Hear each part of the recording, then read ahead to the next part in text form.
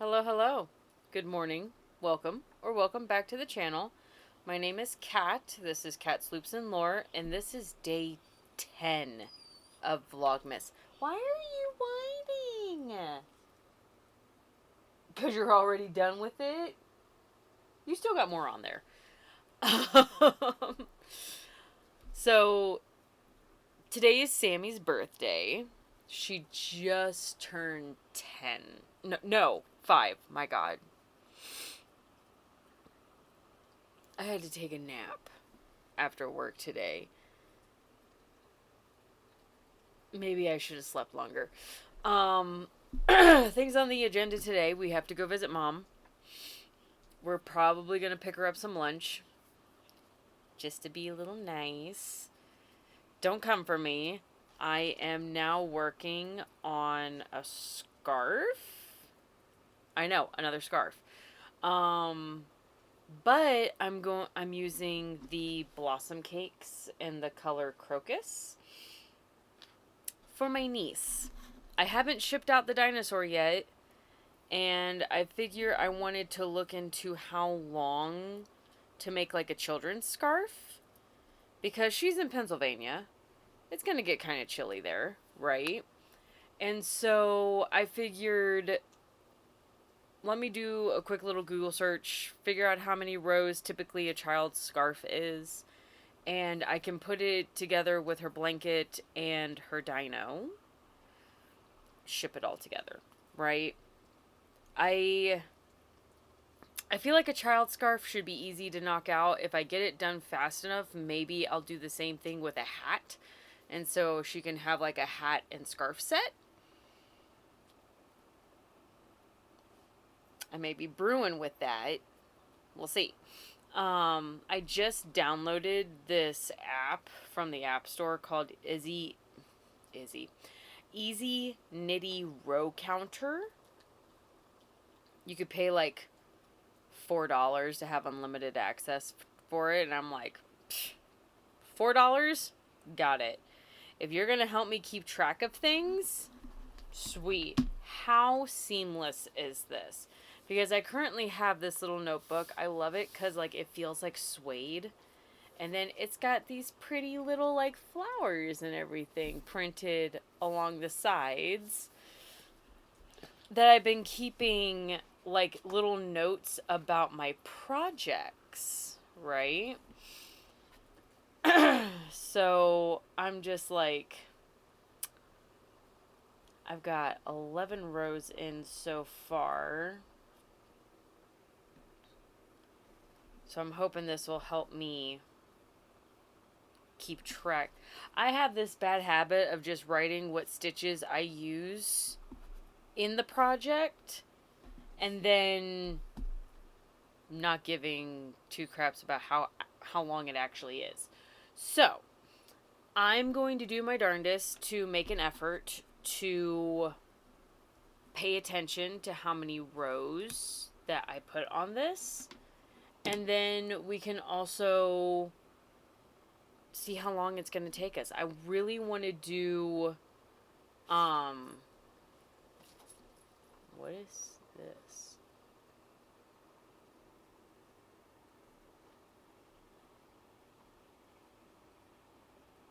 The second counter. Interesting. I'll play around with the app. If anything, I've got a stitch marker to hold my place.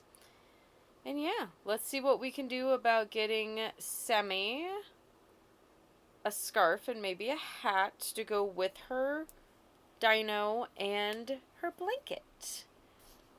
Because if I'm going to spoil my niece with anything, it's going to be a lot of wearable items that she's going to grow out of in probably like a year or two, which means I have to make her more.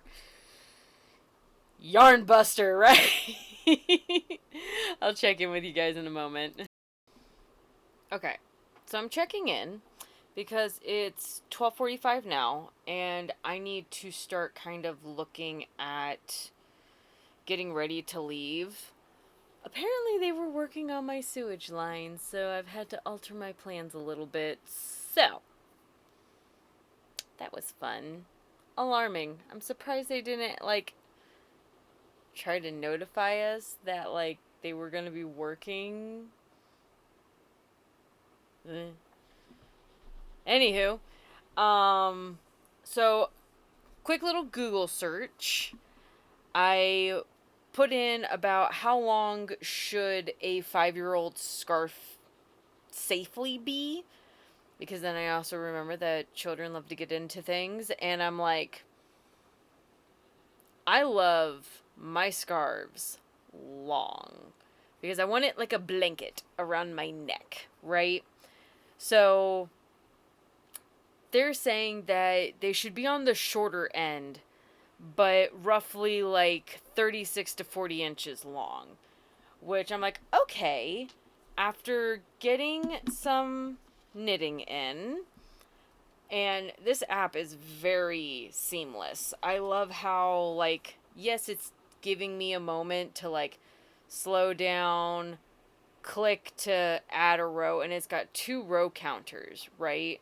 So I can set a timer, see how long I'm working, and then add how many rows I did within that time span to then add to the major number, right? So I got 16 rows in about an hour and 8 minutes. So I'm going to finish it out to an even 20 rows, which would bring me up to 30 rows, right? Not there yet. So we're at 27.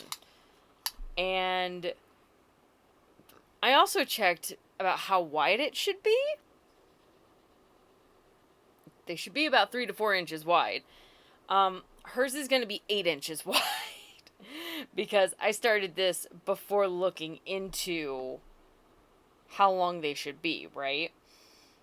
So at about 27 rows, without it being fully stretched out, it's 5 inches long. So not bad. Still got some length to go. I am going to check to see about a pattern. I do have a double strand, or the knitted beanie tutorial that I linked in yesterday's video. And I could do some math on that. I believe they have us cast on 56 stitches for a standard adult head. So I'm like, okay, well, I would have to see about what is the average size of the noggin. Or message my brother and see if they've got something to measure her head so I know how wide to make it. But it's a 1x1 rib knit, so it's gonna stretch to a point, right? So I feel like we've gotten a good amount of work. I mean, I can pick it up and show you. So we got some work done on it. And I like that as much as, like, this will help me keep track of, like, a project, I am a bit of a sucker for being able to write things down on the go. Because if you're, my honest opinion, if you rely on something always being charged, it's normally the one moment where you'll encounter a period where it's not, right? I think that's my biggest concern going almost full-blown digital, because at some point you're gonna want a physical copy, right? I've got a printer.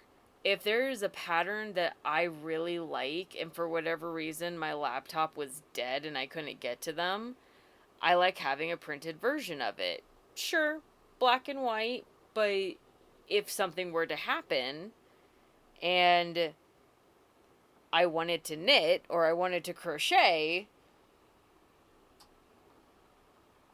physical media still serves a purpose, especially when they don't really see the need to update the grids and whatnot. I don't know. my ADHD goes and thinks of, well, what if? What if the power goes out? What are you going to do then? It's like my favorite moment when talking to my brother, right? He's a Gen Z, and he is glued to his computer almost all the time. Whether it's his iPad, his computer, even his Switch, right? He's got to have an electronic in his hand. And I'm like, do you ever just want to unplug? Like, come on, dude. There's got to be something else that you like to do, right? That's all games. He wants to keep playing games. And I'm like, okay. But, whew, that should almost be an indicator for another nap. But, I figure at some point he's gonna learn, right?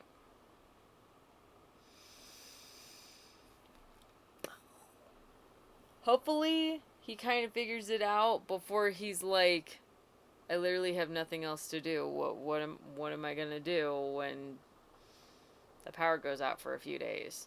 Like, we live out on the Eastern Plains. We live in tornado areas where, like, it's not uncommon for there to be a danger noodle here and there. We're fortunate. It mostly ends up out in, like, farmlands and whatnot. Because we have so many giant rural farms out where we live. And I'm like, one of these days, you're going to be right in the firing line. And whether it hits you directly or not, what would you do? Right? So,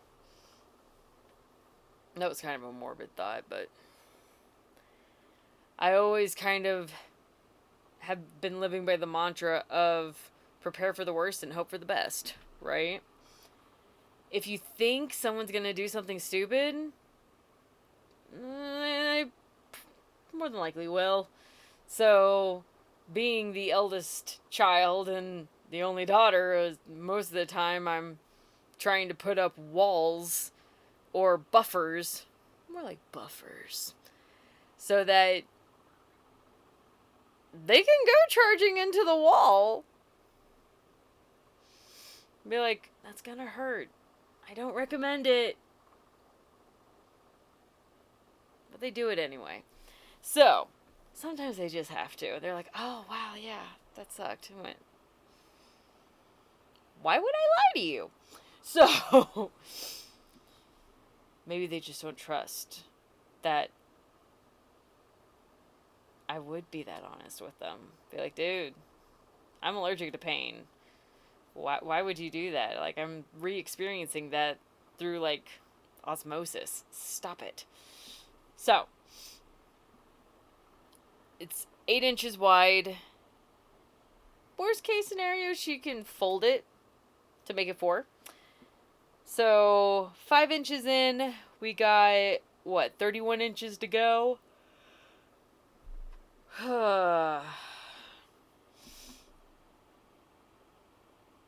Ooh. 27.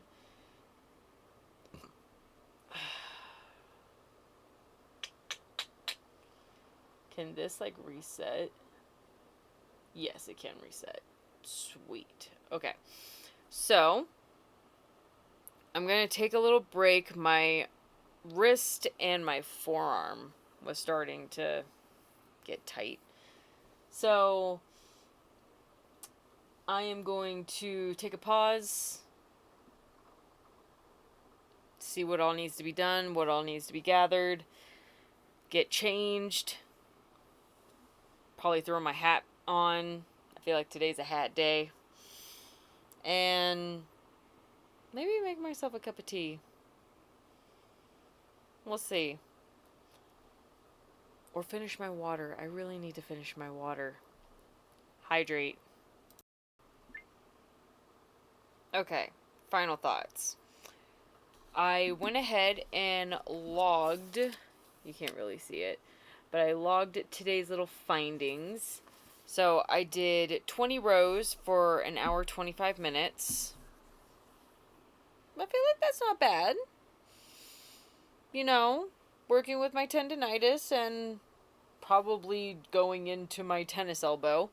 I got it up to 5 inches. I was looking at sizing charts for the hats, right? So let's assume that I do not double strand the hat. If I just go straight up 1x1 rib knit, which I even wonder if I should mimic. I have a 2x2 going with a scarf. If I should do a 2x2 as well for the hat. I'm selling myself on this idea more and more. But I also feel that if I can knock out the scarf, then the hat's going to be a breeze, right? Sizing wise, a children's hat is, I guess, for the circumference of about 20 to 21 and a half inches, which I feel like that's like a teenager. I could message my brother and see what size hats she wears, but I penciled it in just in case. And to start decreasing by the time it hits 5 to 8 inches for the brim, right? So, I guess that would also make sense because whenever I do the double-stranded beanies, thinking as I'm speaking, I decrease, according to the pattern, at about 11 inches. And it will normally end up between 11 and a half to 12 inches tall, right? So if I go a little bit bigger, understanding that I'm doing a rib knit, so it's going to stretch, she may be able to get more mileage out of it. And at least for now, she's in love with this color palette. Like, when she came to visit in August, like, this was the colors that she was wearing. So I'm like, it's very pastel. It's not like super, super saturated. So you can pretty much wear it with almost anything. But I feel like if I size it just right, it's also my first attempt at trying to do this for a child, because I normally just knit stuff for myself or people of the same size as me, right? Going into uncharted territories, right? So I've got some notes. I'd be very curious to see how a 2x2 rib knit hat would kind of come out. Something to play around with. We didn't work on WIPs. Arguably, we started a new WIP. Just because it's a Christmas present, right? So, nothing for WIP Wednesday, unless you consider this now an active WIP. It will be going in my project bag. I have this project that I was working on, and the only reason why I stopped is because I need to cake up a new skein of yarn. So this is coming out of my project bag because she has been worked on as far as the yarn will allow me to, which means Sammie's project gets to go into my yarn bag. That's about all I got for you guys today. I'm going to go ahead and wrap it up. I got to go see Mom. And I'll check in with you tomorrow. I get to finally sleep in. I can't wait. So, like the video if you liked it. Subscribe if you wish to join me along this crazy journey for my first go about with Vlogmas. If you're a crafter, if you also enjoy ADHD shenanigans, well, welcome. You'll probably like it around here. I kind of want to do a bunch of things on here. Right now I'm focused on fiber arts because I've got so much yarn and so little time. But I would also like to use my jelly gouache and my watercolors. So I do also paint.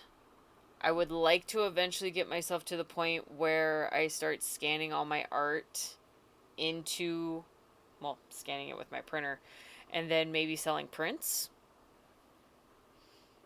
It's a thought. It's a thought. It's a thought to add to the board. Because if I don't see it, I forget it. So, yep. That's where we're at. Come along with me for this crazy holiday season. I will be here for you every day until the 26th of December, where the last day we will do a recap, my thoughts, what I would like to do differently, and how would I tell 2026 Kat how to plan better for Vlogmas. What were the things that I liked versus what was the things that I felt like I could have done a little better if I didn't just jump in, right? It's exciting though. I am not mad about this process. I'm mad with how much time I leave for myself to do editing. So a lot of it is me just taking these segments and throwing it together and trying to get it to you guys on time. So I think if I find a better structure, if I'm able to record a less kind of rushed timeline, I know that will only improve the quality of the videos, right? But how does one learn if they don't just dive in head first, right? If you know human design, I am a 1-3 projector, which means I am an investigative martyr. I have to go through things to learn my lessons, right? So that's my almost middle of Vlogmas recap. Things that I know to take into the next couple weeks. And just being patient with myself. Once again, like the video if you liked it. Subscribe if you want more. And I will see you tomorrow for day number 11. Okay, bye.